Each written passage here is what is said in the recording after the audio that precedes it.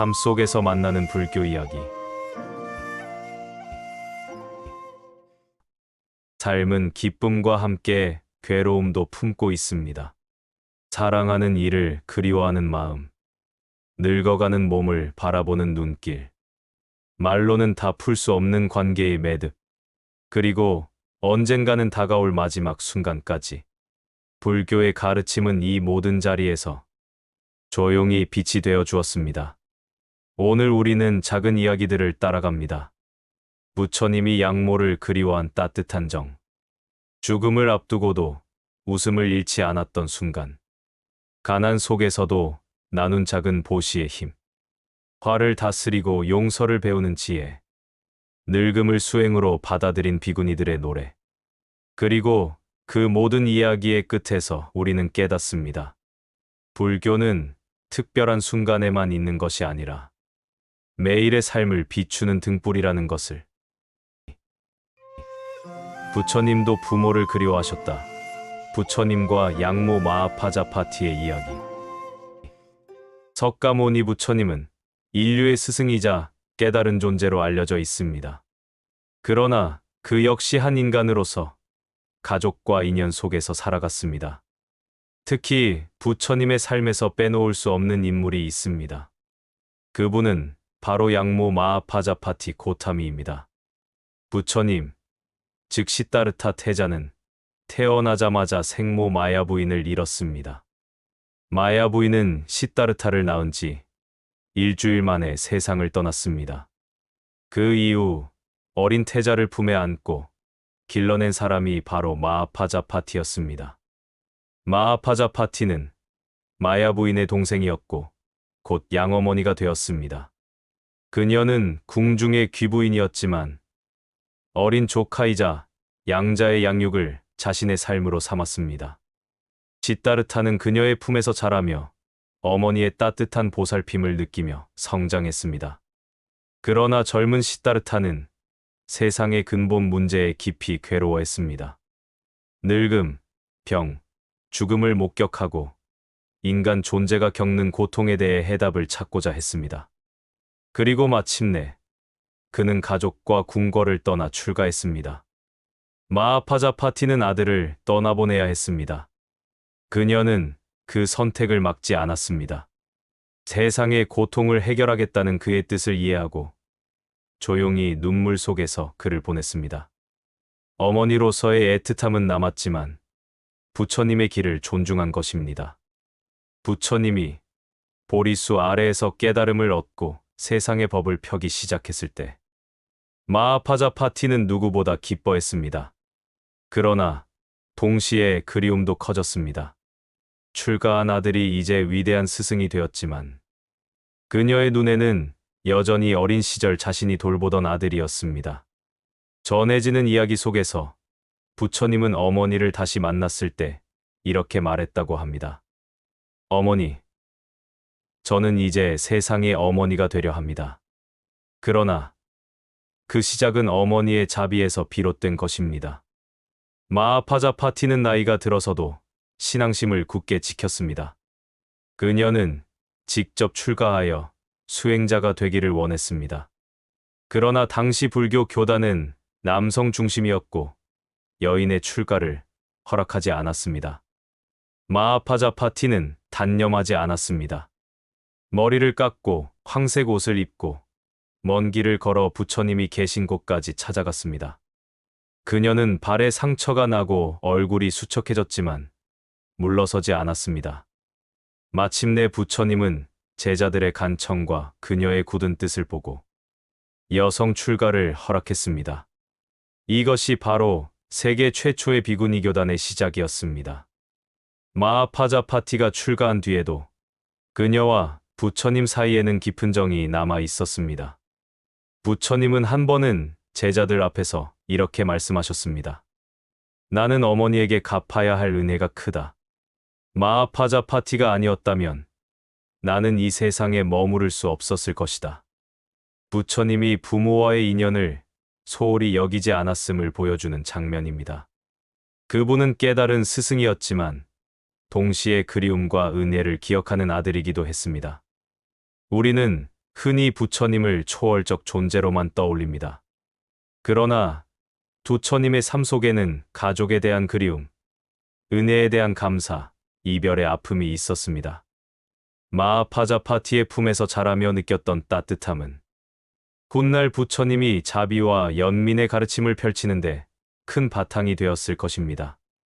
부처님도 부모를 그리워하셨다는 말은 그분의 인간적인 면모를 보여주는 동시에 우리가 부모와 자식의 인연 속에서 배우는 자비의 근원을 일깨워 줍니다. 마하파자파티는 단지 한 왕실의 여인이 아니었습니다. 그녀는 부처님을 길러낸 어머니였고 비구니 교단을 세운 선구자였으며 자비의 길을 온몸으로 걸어간 수행자였습니다. 그리고 부처님은 그 어머니를 향한 그리움을 자비와 지혜의 가르침 속에 녹여 전했습니다. 오늘 우리가 그 이야기를 떠올릴 때 그 속에서 부모와 자식, 스승과 제자, 그리고 인간과 인간 사이의 따뜻한 인연을 다시금 느낄 수 있습니다. 죽음 앞에서 웃은 이유, 아난다 존자가 본 부처님의 마지막 순간. 부처님의 생애는 깨달음의 순간만큼이나 마지막 순간에도 큰 울림을 남겼습니다. 그분의 죽음, 곧 열반은 단순한 한 인간의 죽음이 아니었습니다. 그것은 제자들에게, 그리고 후대의 모든 이들에게 삶과 죽음을 바라보는 새로운 눈을 열어준 사건이었습니다. 그 마지막 순간, 곁을 지킨 이는 누구보다 가까운 제자, 아난다 존자였습니다. 그는 부처님의 사촌 동생이자 늘 가까이 곁을 지키며 가르침을 들었던 인물이었습니다. 부처님은 그에게 가장 많은 법문을 전했고, 아난다는 그것을 기억하여 후대에 전했습니다. 부처님이 열반에 드신 곳은 인도 북부의 작은 도시 쿠시나가라였습니다. 그곳은 왕도도 아니었고 큰 사찰이 있는 곳도 아니었습니다. 오히려 조용한 숲과 강가가 어우러진 평범한 땅이었습니다. 부처님은 열반을 앞두고 일부러 그곳을 향했습니다. 그분은 마지막 길마저도 화려함이 아닌 평범한 대지 위에서 마무리하기를 원하셨습니다. 부처님은 그 길에서 몸이 점점 쇠약해졌습니다. 오랜 세월 탁발하며 걸어온 삶, 쉼 없이 중생을 위해 설법한 시간들이 쌓여 그의 몸은 이미 한계를 넘어 있었습니다. 아난다는 그 모습을 곁에서 지켜보며 깊은 슬픔에 잠겼습니다. 늘 곁에 있던 스승이 이제 곧 떠난다는 사실은 도저히 믿기 어려웠습니다. 그는 눈물을 감추지 못했습니다. 세존이시여, 저희는 더 이상 누구에게 의지해야 합니까? 아난다의 목소리에는 두려움과 그리움이 섞여 있었습니다. 부처님은 조용히 미소를 지으며 말씀하셨습니다. 아난다여, 너희는 이제 법을 의지해야 한다.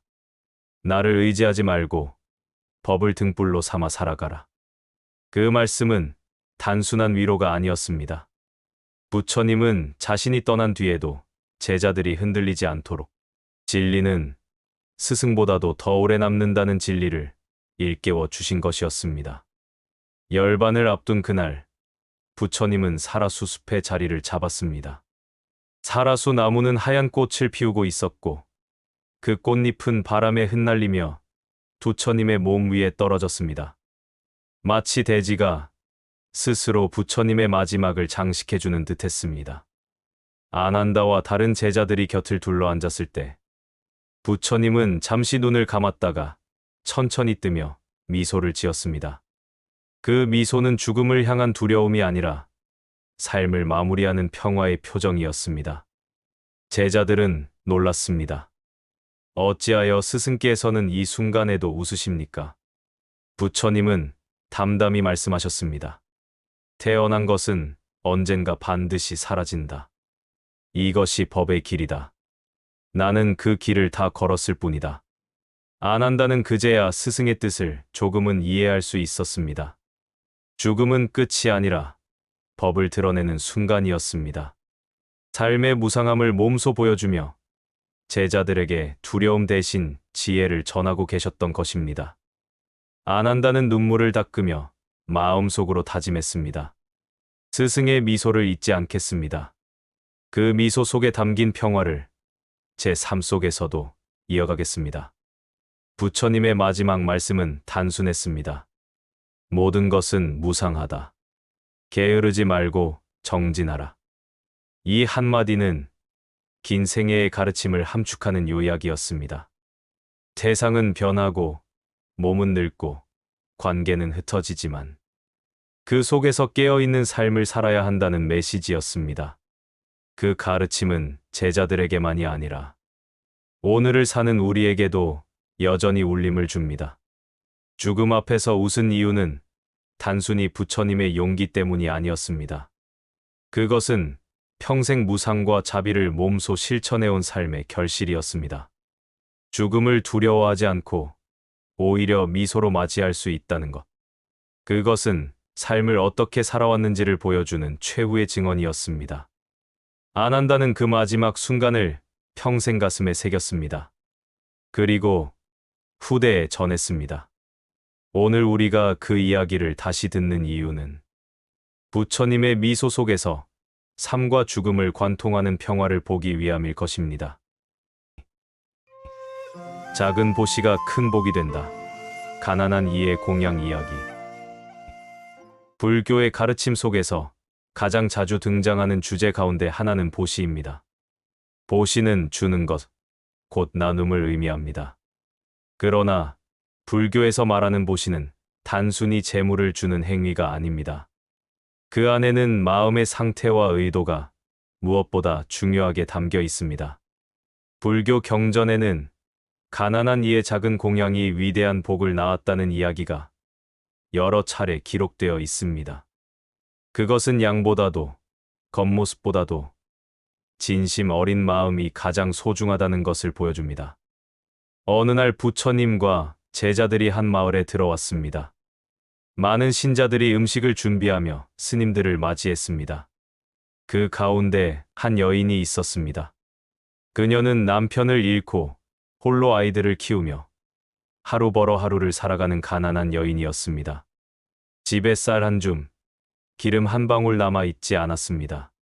그러나 부처님과 승가가 마을에 왔다는 소식을 듣자 그녀는 마음속 깊이 이런 생각을 했습니다. 나는 가진 것이 없지만 그래도 부처님께 공양하고 싶다. 그녀는 집안 구석을 뒤져보았습니다. 그리고 겨우 작은 보리쌀 몇 톨과 물을 섞어 죽을 쑤었습니다. 그녀는 부끄러운 마음으로 그것을 작은 그릇에 담아 부처님 앞에 내밀었습니다. 제자들 가운데 몇몇은 놀라거나 의아해했습니다. 이것은 너무나 작은 그릇, 너무나 부족한 음식이었기 때문입니다. 그러나 부처님은 그 공양을 기쁘게 받으셨습니다. 그리고 미소 지으며 제자들에게 말씀하셨습니다. 이 여인의 공양은 세상의 가장 큰 보시이다. 그녀는 가진 것이 없지만 마음을 다해 나누었다. 그 마음이 바로 복의 근원이다. 불교에서 보시는 단순한 물질적 나눔이 아닙니다. 만약 누군가가 부유함 속에서 무심코 던져 주듯 보시한다면 그것은 큰 복으로 이어지지 않습니다. 반대로 가진 것이 거의 없더라도 정성으로 나누고자 한다면 그것은 큰 공덕으로 이어집니다. 부처님은 여러 차례 말씀하셨습니다. 보시의 크기는 재물이 아니라 마음에 달려 있다. 이 말은 지금도 우리 삶 속에서 깊은 울림을 줍니다. 나눔은 양이나 형식이 아니라 그 안에 담긴 진심이 중요하다는 것을 알려주기 때문입니다. 경전에는 이와 비슷한 또 다른 이야기들도 전해집니다. 어떤 이들은 금은보화를 바치기도 했지만 그것보다 더 찬탄을 받은 것은 가난한 여인의 작은 공양이었습니다. 한 노파가 있었습니다. 그녀는 부처님께 등불을 밝히고 싶었으나 기름을 살 돈이 없었습니다. 그녀는 가진 옷을 팔아 겨우 등불 하나를 켰습니다. 밤새 그 등불은 꺼지지 않았고 아침이 되어서도 가장 환하게 빛나고 있었습니다. 부처님은 제자들에게 말씀하셨습니다. 이 등불은 세상의 어떤 등불보다 밝다. 그녀의 마음이 곧 빛이 되었기 때문이다.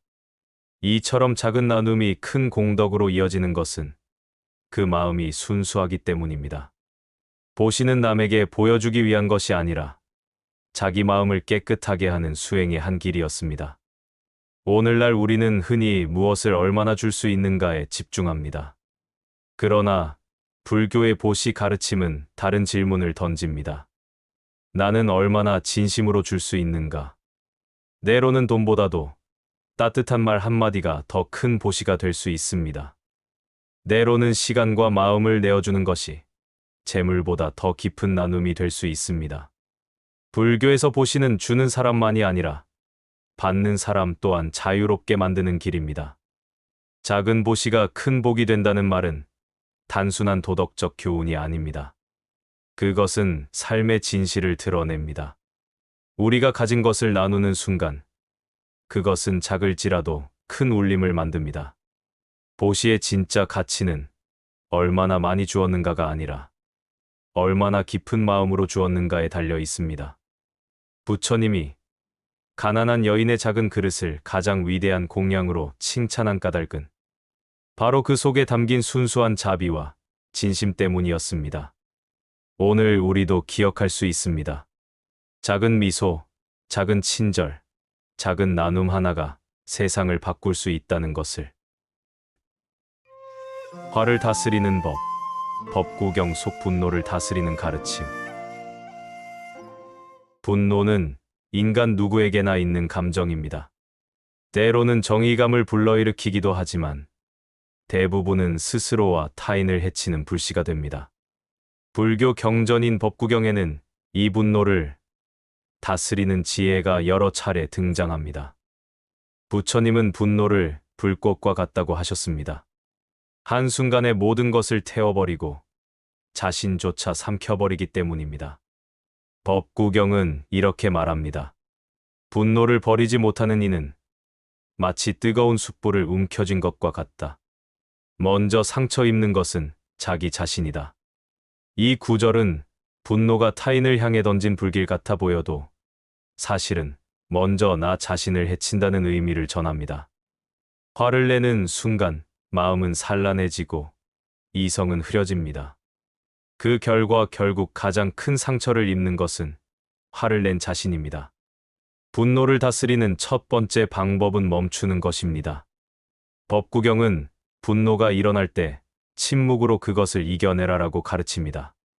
침묵은 단순히 말하지 않는다는 뜻이 아닙니다. 감정이 치밀어 오를 때 그것을 즉시 행동이나 말로 옮기지 않고 잠시 멈추는 것. 그것이 바로 분노를 다스리는 첫걸음입니다. 오늘날 심리학에서도 비슷한 가르침을 전합니다. 화가 날 때는 10가지 세어보라. 잠시 숨을 고르라. 거리를 두고 바라보라. 이것은 이미 2500년 전 부처님이 가르치신 방법이었습니다. 법구경은 분노를 이길 수 있는 힘으로 자비를 강조합니다. 분노는 분노로서 사라지지 않는다. 오직 자비로서 사라진다.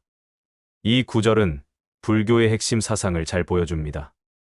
불을 불로 끌 수 없듯이 화를 화로 이길 수는 없습니다. 분노에 분노로 대응하면 갈등은 끝없이 커질 뿐입니다. 그러나 자비로 대응하면 분노의 불길은 자연스럽게 꺼집니다. 상대의 잘못을 이해하고 그의 고통을 함께 바라보려 할 때 분노는 용서와 이해로 바뀔 수 있습니다. 법구경은 또 이렇게 경고합니다. 순간의 분노로 인해 오랜 세월을 슬퍼한다. 우리가 화를 낼 때는 잠시 속이 시원할 수 있습니다. 하지만 그 말 한마디, 그 행동 하나가 오래도록 상처를 남깁니다. 가까운 가족과의 관계도, 오랜 인연도 한순간의 분노로 무너질 수 있습니다. 그렇기에 분노를 다스린다는 것은 단순히 참는 것이 아니라 내 삶과 관계를 지키는 지혜로운 길이기도 합니다. 부처님 자신도 수많은 도전을 받았습니다. 무례한 사람, 모욕적인 말, 심지어 공격까지 받으셨습니다. 그러나 부처님은 화로 대응하지 않았습니다. 그분은 침묵으로 또는 차분한 가르침으로 응답했습니다. 이것은 단순한 인내가 아니라 분노에 휘둘리지 않고 자신과 타인을 지켜내는 지혜였습니다. 우리의 일상은 분노를 불러일으키는 순간들로 가득합니다. 교통체증, 직장에서의 오해, 가족 간의 갈등. 그러나 그때마다 법구경의 가르침을 떠올려 볼 수 있습니다. 나는 지금 숯불을 쥐고 있지 않은가? 내가 쥐고 있는 이 불을 내려놓는 것이 더 지혜로운 길이 아닐까? 작은 멈춤, 작은 침묵, 작은 자비가 삶의 방향을 바꿀 수 있습니다. 화를 다스리는 법은 거창한 비밀이 아닙니다. 분노가 일어날 때 잠시 멈추고 자비로 바라보며 무상의 진리를 떠올리는 것입니다. 법구경은 분명히 말합니다. 분노를 다스린 이는 참된 용사다. 진짜 용기는 칼을 드는 것이 아니라 내 마음의 불길을 이기는 힘입니다. 그 힘을 가진 사람은 자신을 지키고 타인을 지키며 세상을 더 평화롭게 만듭니다. 늙음도 수행이다. 경전 속 노년과 수행의 의미. 인간의 삶은 태어남과 함께 시작되고 늙음과 죽음으로 이어집니다. 불교에서 이 과정은 피할 수 없는 진리, 곧 생로병사라는 네 가지 큰 고통 가운데 하나로 설명됩니다. 그 가운데 노는 누구도 피해갈 수 없는 길입니다. 그러나 부처님은 늙음을 단순한 고통으로만 바라보지 않으셨습니다. 오히려 노년의 삶 속에서도 수행과 깨달음의 의미를 발견할 수 있다고 말씀하셨습니다. 늙음도 수행이다라는 말은 단순한 위로가 아니라 삶을 끝까지 살아내는 지혜를 담고 있습니다. 법구경에는 이런 구절이 있습니다. 늙으면 몸은 쇠약해지고 이빨은 빠지고 눈은 어두워진다. 그러나 지혜로운 이는 마음을 닦아 흔들리지 않는다. 이 구절은 육체의 변화가 불가피하다는 사실을 있는 그대로 직시합니다. 노년은 젊음과 달리 힘이 빠지고 몸이 자유롭지 못한 시기입니다. 그러나 불교는 여기서 멈추지 않습니다. 육체는 늙어도 마음은 여전히 자유를 향해 나아갈 수 있다는 점을 강조합니다. 경전 속에는 노년에 출가하여 깨달음을 얻은 이들의 이야기가 많습니다. 어떤 이는 젊음을 방탕하게 보내고 늦은 나이에 출가했습니다. 제자들은 그를 의아하게 바라보았습니다. 이제 와서 무슨 깨달음을 얻겠는가? 그러나 부처님은 이렇게 말씀하셨습니다. 늦게라도 깨어난 이는 평생 잠든 자보다 낫다. 이 말은 노년의 삶을 단순히 쇠퇴가 아니라 새로운 수행의 기회로 바라보게 합니다. 인생의 끝자락일지라도 마음을 닫고 지혜를 향한다면 그것은 여전히 빛나는 길이라는 것입니다. 노년은 누구나 무상을 실감하는 시기입니다. 젊을 때는 변화를 잘 느끼지 못하지만 나이가 들면 몸과 마음의 변화가 뚜렷하게 드러납니다. 불교에서는 이 과정을 두려움으로만 보지 않고 수행의 중요한 기회로 삼습니다. 무상을 깊이 이해하는 순간 집착에서 벗어나기 쉽기 때문입니다. 노년의 삶은 오히려 집착을 놓고 평화를 배우는 시간이 될 수 있습니다. 경전에는 나이가 들어 수행하기 어려워진 이들이 등장합니다. 걷기도 힘들고 오래 앉아 명상하는 것도 고통스러웠습니다. 그들은 부끄러워하며 부처님께 이렇게 말했습니다. 세존이시여, 저는 몸이 약해 더 이상 수행할 수 없습니다. 그러자 부처님은 조용히 말씀하셨습니다. 수행은 몸이 아니라 마음으로 하는 것이다. 마음이 깨어 있다면 한 걸음이라도 수행이다. 이 가르침은 노년의 삶 속에서도 여전히 수행의 길이 열려 있음을 보여줍니다. 작은 호흡 하나, 작은 미소 하나도 수행이 될 수 있습니다. 불교에서는 나이가 들수록 자비심이 더욱 깊어진다고 말합니다. 삶의 고통과 무상을 몸소 경험하면서 타인의 아픔을 더 잘 이해하게 되기 때문입니다. 경전 속 한 비구니는 이렇게 노래했습니다. 나는 젊음과 아름다움을 잃었지만 이제는 남의 눈물이 보인다. 이것이 내게 찾아온 새로운 눈이다. 노년은 단순한 상실의 시간이 아니라 자비가 무르익는 시간이 될 수 있습니다. 오늘날에도 노년은 종종 두려움의 상징으로 여겨집니다. 퇴직, 건강의 약화, 사회적 역할의 축소 등 많은 변화가 찾아오기 때문입니다. 그러나 불교의 시선은 다릅니다. 노년은 단순히 사라져가는 시간이 아니라 깊어지는 시간입니다. 이 시기에야 비로소 이해할 수 있는 진리가 있습니다. 젊음의 열정으로는 보기 어려웠던 무상의 진실과 자비의 눈길입니다. 늙음도 수행이다라는 말은 단순히 위로가 아닙니다. 그것은 삶 전체를 수행의 길로 보는 불교의 시선입니다. 몸은 쇠약해지고 세상은 달라져도 마음은 여전히 깨어 있을 수 있습니다. 노년은 삶의 마지막이 아니라 자비와 지혜가 무르익는 계절일 수 있습니다. 부처님의 가르침처럼 늦게라도 깨어난 이는 여전히 빛나며 그 빛은 자신뿐 아니라 주변 사람들의 길도 함께 밝혀줍니다. 자비와 용서의 길, 원수를 용서한 수행자의 이야기. 불교는 자비를 핵심 가치로 삼습니다. 자비란 단순히 남을 불쌍히 여기는 감정이 아니라 원수까지도 품을 수 있는 넓은 마음을 뜻합니다. 그 가운데 가장 감동적인 이야기는 자신을 해치려 했던 원수조차 용서한 수행자의 일화들입니다. 옛날 인도에는 한 수행자가 있었습니다. 그는 산속에서 고요히 명상을 이어가며 욕망과 분노를 다스리는 삶을 살고 있었습니다. 그런데 마을에는 그를 시기하는 자가 있었습니다. 그는 수행자의 인기가 높아지자 마음속에 불만을 품었습니다. 사람들이 그에게 존경을 보내고 가르침을 따르는 모습이 못마땅했던 것입니다. 결국 그는 흉악한 마음을 품고 수행자가 있는 숲으로 몰래 숨어 들어갔습니다. 그리고는 칼을 들고 수행자를 위협하며 소리쳤습니다. 내가 그토록 깨끗하다면 오늘 이 자리에서 나를 막아보아라. 보통 사람이라면 두려움에 떨며 도망쳤을 것입니다. 그러나 수행자는 눈빛 하나 흔들리지 않았습니다. 그는 차분히 눈을 감고 짧게 숨을 고른 뒤에 이렇게 말했습니다. 나는 나를 해치려는 그대조차도 원망하지 않으리라. 그대의 분노는 그대 자신을 태울 뿐이다. 그 순간 칼을 쥔 남자는 혼란스러워졌습니다. 자신은 두려움이나 분노의 반응을 기대했는데 오히려 고요한 자비의 응답이 돌아왔기 때문입니다. 수행자는 다시 말했습니다. 세상에서 가장 강한 것은 칼도 불도 아니다. 진정 강한 것은 분노를 용서로 바꾸는 마음이다. 이 말에 칼을 쥔 남자의 손이 떨리기 시작했습니다.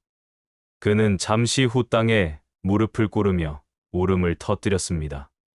나는 지금껏 증오와 시기로 살아왔습니다. 당신의 한마디가 나를 꺾어버렸습니다. 그날 이후 그는 칼을 버리고 수행자의 제자가 되었다고 합니다. 법구경은 이렇게 말합니다. 분노는 분노로 사라지지 않는다. 오직 자비로 사라진다.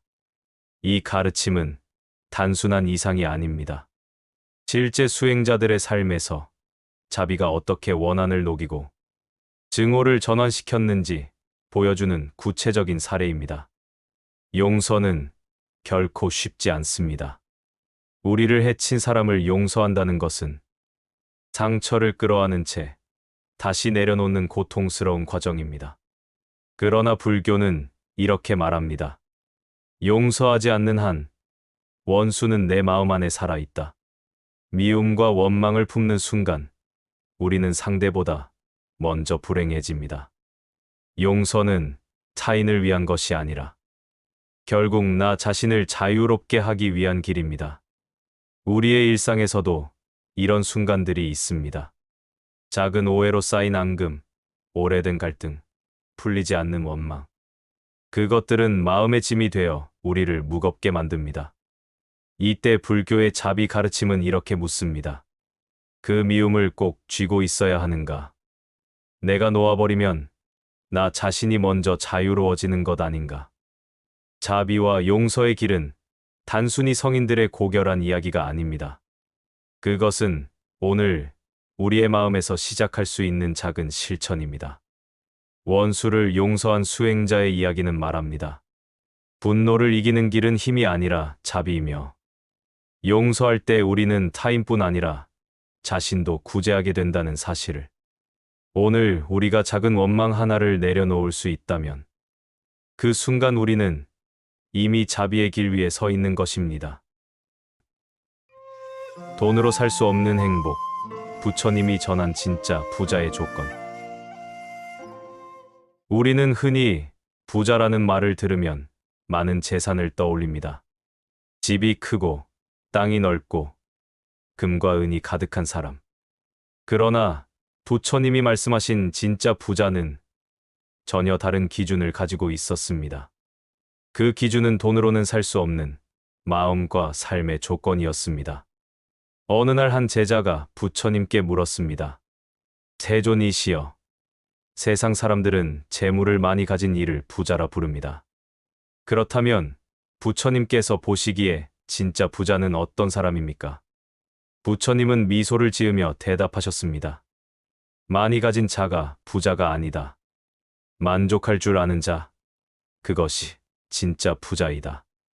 이 대답은 당시에도 충격적인 말이었습니다.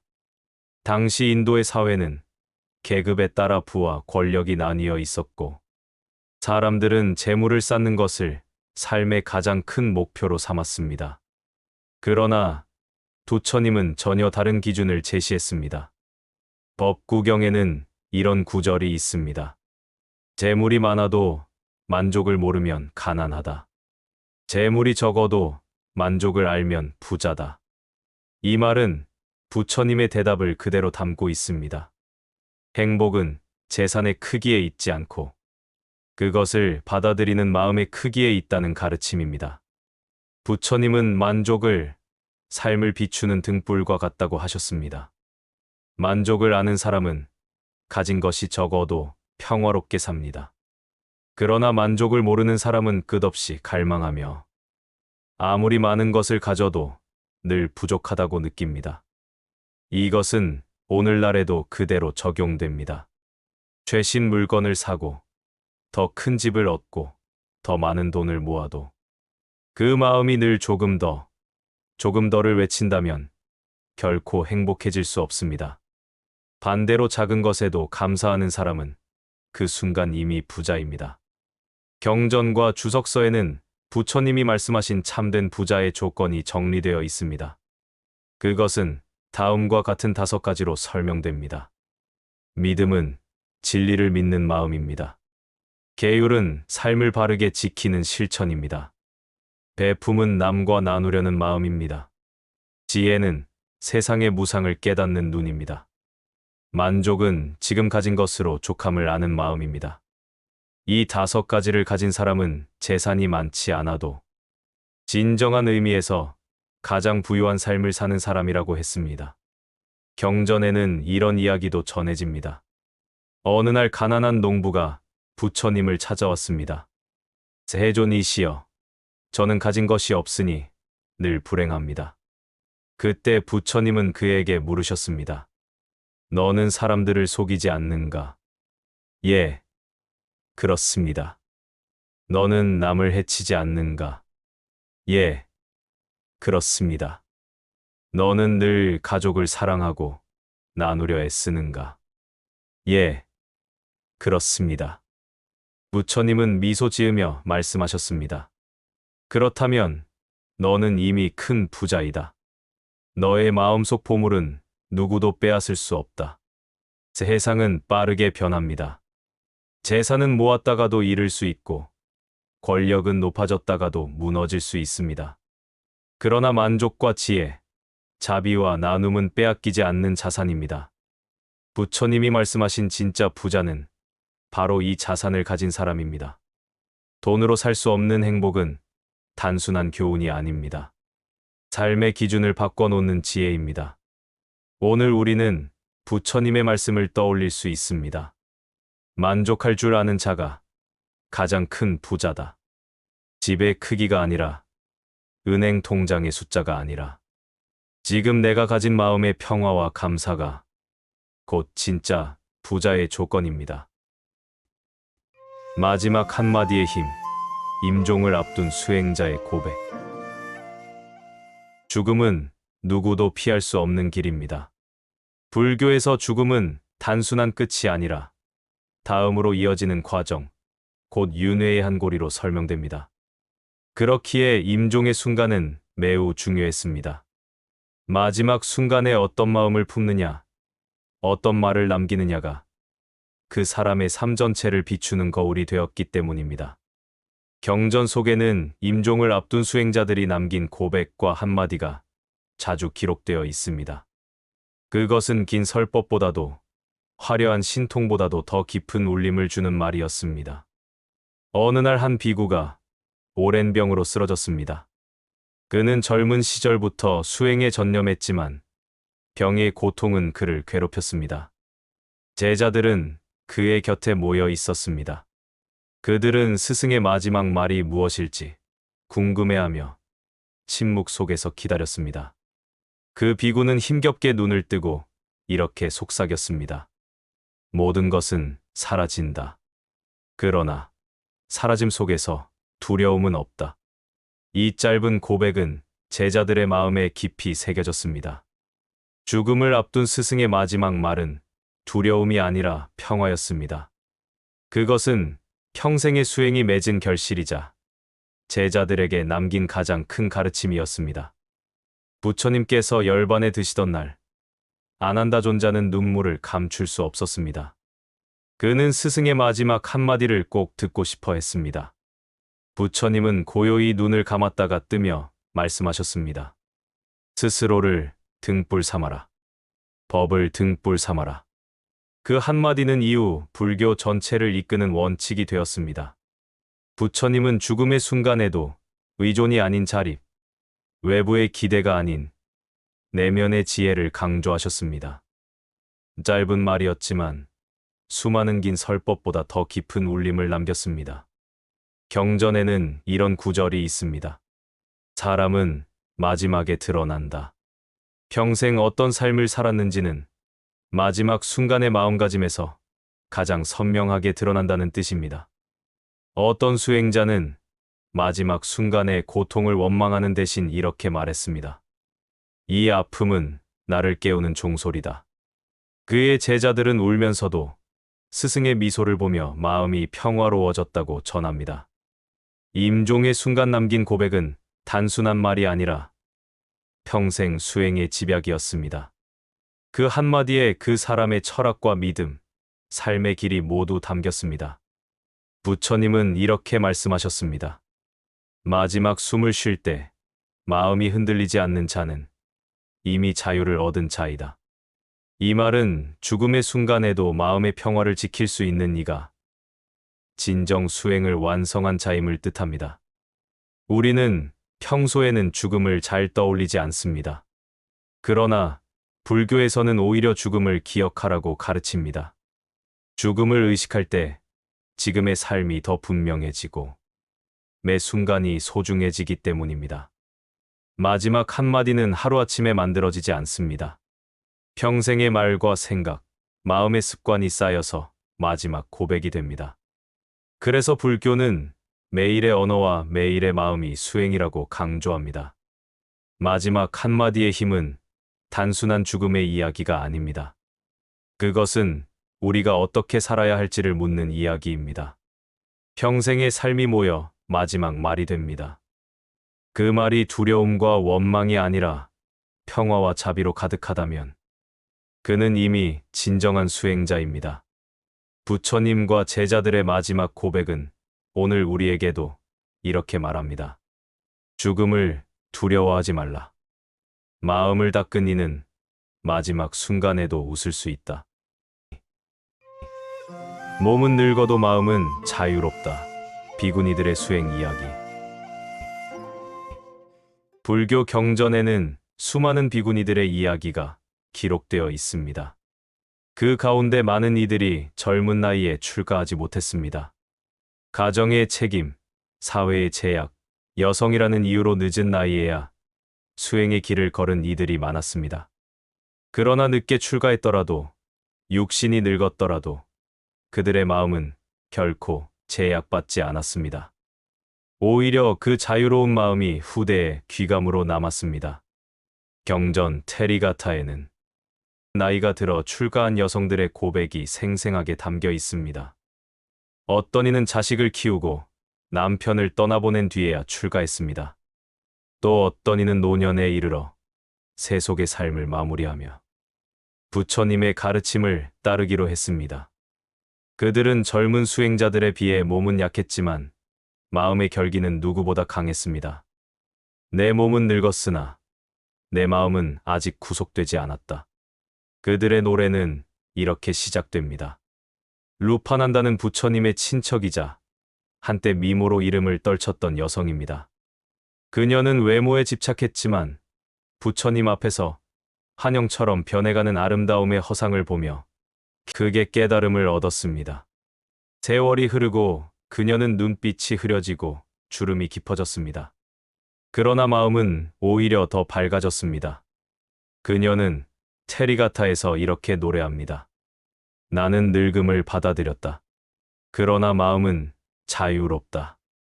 늙음은 나를 묶지 못한다. 또 다른 비구니의 이야기가 전해집니다. 그녀는 젊어서 가난에 시달리며 하루하루를 살았습니다. 늦게 출가했을 때 이미 머리카락은 휘어 있었고 손발은 굳어 있었습니다. 그러나 그녀는 출가 후 짧은 세월 안에 아라한과를 이루었습니다. 그녀의 노래는 단순했습니다. 나는 이제 더 이상 배고프지 않다. 욕망의 굶주림이 사라졌기 때문이다. 그녀는 몸은 이미 노쇠했으나 마음은 더 이상 세속의 굶주림에 흔들리지 않았습니다. 불교에서 늙음은 피해야 할 고통이 아니라 수행의 중요한 기회로 여겨졌습니다. 젊음의 힘은 강하지만 집착과 방황도 많습니다. 그러나 나이가 들어 늙음을 경험하면 무상의 진리를 온몸으로 느낄 수 있습니다. 이때 마음은 더욱 자유로워지고 욕망은 서서히 사라집니다. 부처님은 이렇게 말씀하셨습니다. 몸은 늙고 병들지라도 지혜는 늙지 않는다. 테리가타에는 이런 구절들이 있습니다. 나는 늙었지만 이제 더 이상 슬프지 않다. 머리카락이 휘어지고 피부가 쭈그러들었으나 마음은 맑다. 육신은 쇠하였으나 자유는 더 넓어졌다. 이것은 단순한 위로가 아닙니다. 실제 수행의 힘으로 몸의 변화를 넘어선 자유를 노래한 것입니다. 우리 역시 나이가 들수록 몸의 변화를 실감합니다. 건강이 예전 같지 않고 젊은 날의 활력이 점점 사라집니다. 그러나 불교의 가르침은 이렇게 말합니다. 몸은 늙어도 마음은 늙지 않는다. 자유는 언제나 지금 여기에서 열릴 수 있다. 이 말은 늦었다고 생각하는 순간에도 삶을 다시 시작할 수 있다는 희망을 줍니다. 비구니들의 수행 이야기는 우리에게 이렇게 전합니다. 몸은 늙어도 마음은 자유로울 수 있다. 육신의 한계는 누구에게나 찾아옵니다. 그러나 마음은 끝없이 확장될 수 있습니다. 그 마음을 닦는다면 늙음은 더 이상 짐이 아니라 자유로 가는 문이 됩니다. 그 문을 연 사람들은 나이를 초월한 자유의 길 위에서 미소 지었습니다. 그리고 그 미소는 오늘 우리에게도 이렇게 속삭입니다. 지금 이 순간에도 마음은 자유로울 수 있다. 불교는 삶의 등불, 일상의 괴로움 속에서 불법이 비추는 길. 불교의 가르침은 거대한 사상이나 깊은 철학으로만 존재하지 않습니다. 그것은 늘 우리의 일상, 작은 삶의 자리 속에서 빛을 발합니다. 밥을 먹는 순간에도, 걷는 길 위에서도, 대화 한마디 속에서도 불법은 함께합니다. 부처님께서 깨달음을 얻으신 후 가장 먼저 말씀하신 것은 사성제였습니다. 그 첫 번째 진리는 삶은 괴로움이다라는 선언이었습니다. 괴로움은 특별한 것이 아닙니다. 아픈 몸, 늙어가는 세월, 사랑하는 사람과의 이별, 뜻대로 되지 않는 마음. 이 모든 것이 괴로움입니다. 그러나 부처님은 괴로움만을 보신 것이 아닙니다. 그 괴로움 속에서도 길이 있음을 보셨습니다. 괴로움을 이해하면 그 자리에서 자유로 가는 문이 열린다고 말씀하셨습니다. 부처님은 제자들에게 늘 이렇게 말씀하셨습니다. 너희는 스스로를 등불로 삼고 법을 등불로 삼아라. 이는 스승이 사라져도 흔들리지 말라는 가르침이었습니다. 불법은 멀리 있는 것이 아니라 내 안에서 빛나는 길이기 때문입니다. 우리가 삶 속에서 힘들 때 그 등불을 떠올린다면 길을 잃지 않습니다. 작은 실천과 마음가짐이 곧 등불이 됩니다. 불교의 등불은 거창한 것이 아닙니다. 경전 속 수행자들은 이렇게 말했습니다. 나는 걸음을 옮길 때마다 무상을 배웠다. 나는 밥을 먹을 때마다 감사의 마음을 닦았다. 나는 한마디 말을 하기 전 그 말이 상처가 될지 돌아보았다. 이 단순한 실천들이 곧 불법의 빛이었습니다. 그 빛은 집을 밝히는 등불처럼 삶의 구석구석을 환하게 했습니다. 누구나 인생에서 어려움을 겪습니다. 가난, 질병, 상실, 관계의 아픔. 이런 괴로움이 찾아올 때 우리는 흔들립니다.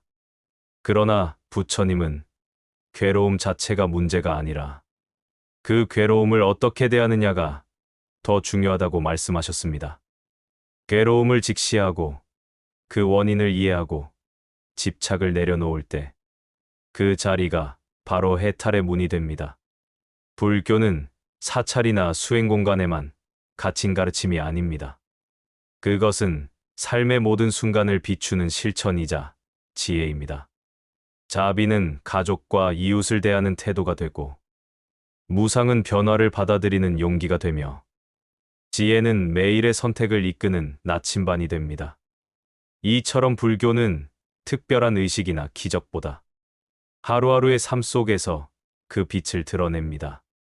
불교는 삶의 등불이라는 말은 결국 우리가 어디에 있든 어떤 상황에 있든 불법은 늘 곁에서 길을 밝혀준다는 의미입니다.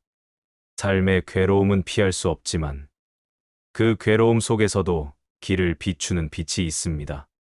그 빛이 바로 부처님의 가르침이며 우리의 수행입니다.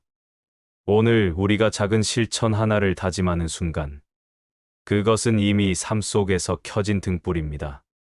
그리고 그 등불은 내 삶을 비출 뿐 아니라 다른 이들의 길도 함께 밝혀줍니다. 우리가 걸어온 10가지 이야기 속에는 삶의 모든 모습이 담겨 있었습니다.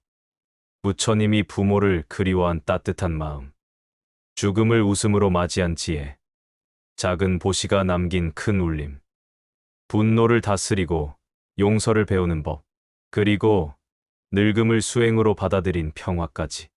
이 모든 이야기는 우리에게 말합니다. 불교는 먼 시대의 이야기가 아니라 오늘 우리의 삶을 비추는 등불이라는 사실을, 가족을 사랑하는 마음, 이별을 받아들이는 용기, 작은 나눔에서 피어나는 기쁨, 그 속에 이미 수행의 길이 놓여 있습니다. 삶의 괴로움은 피할 수 없지만 그 괴로움 속에서 길을 발견하는 순간 우리는 자유로워집니다. 그리고 그 길 위에서 부처님의 가르침은 언제나 우리 곁을 밝히고 있습니다. 오늘 하루 작은 미소 하나라도 남길 수 있다면 그것이 곧 삶 속에서 켜진 불교의 등불일 것입니다.